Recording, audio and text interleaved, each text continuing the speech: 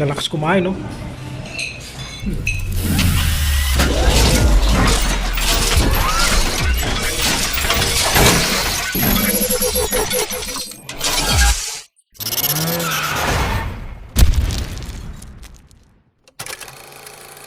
So ayun na nga mga boss, no, nandito tayo sa Lipo Pansiteria sa May Pulilan, Bulacan, ano. Ito po kasi yung treat sa amin ng aming plant manager, ano, dun sa mga empleyado na kakaiba, ano.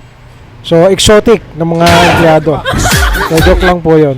So kami po yung mga napili na empleyado ng aming plant manager, ano. Kaya kasama na naman ako sa Employee of the Year, ano. So ito yung pinagbabasihan ng mga kinukuha ng aming plant manager. So ibig sabihin very responsive ka sa lahat ng trabahong ginagawa mo, at bawat activity na ibinibigay sa iyo sa bawat araw is nagagampanan mo, ano. So yun yung kapalit nung nagiging successful mo sa pang-araw-araw. Ngayon po, balik tayo dun sa topic natin dito sa Lipo Pansiteria, no. So, yung address po nito is ilalagay ko na lang dito sa video natin para malaman nyo if ever na mapunta kayo ng Pulilan, Bulacan, ano. So, masasarap yung pagkain nila. Ipapakita ko na lang din dito sa inyo sa video ko kung ano yung mga inihahanda nilang pagkain dito sa restaurant na to, no. At para makita nyo kung ano-anong mga putahe meron dito. So, karamihan halos meat, ano, yung pinakamarami nila. So, ilalagay ko na lang dito sa video natin para makita nyo. Yan. Kayo na lang po ang bahala umusga sa mga nakita nyo mga platong wala ng laman, ano.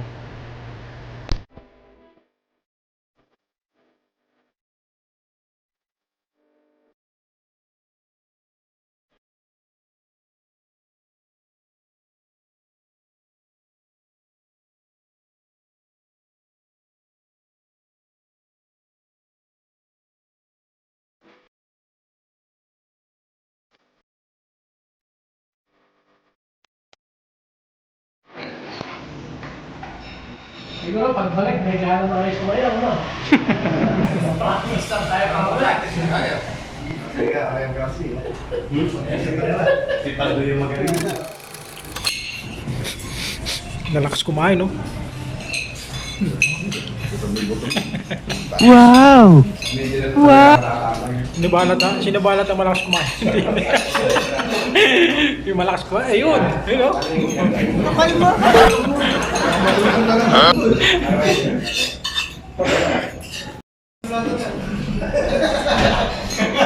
Hindi, nahuli. Yung sadik, nahuli. Bakit naman ko? Kapit naman ko yung ako. Hindi ka huli. Dito mukha ko sinambak sa ulo.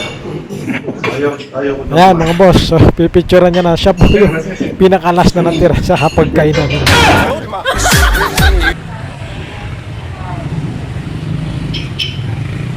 So yun, dito yung sa Pulilan, ano, Lipo. So masarap yung pagkain nila rito. Ayun sa loob yung mga kasama namin. Si Wendell, katapos lang kumain, busog na. Ay, nagagawa dyan! Ayan, busog na. Masarap pagkain nila dito sa Lipo Chicken Pansiteria. Ayan.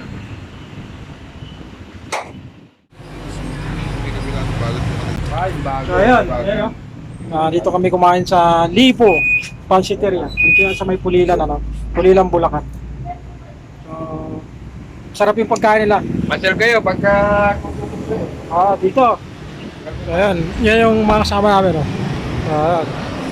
Tapos yung manager nasa kabila. Siyempre, madali naman tutunin yung lugar na to. Pag dumating kayo ng Pulilan, makikita nyo agad to. So ayan. Itong highway na to, yan. Diretso yan, Pulilan yan.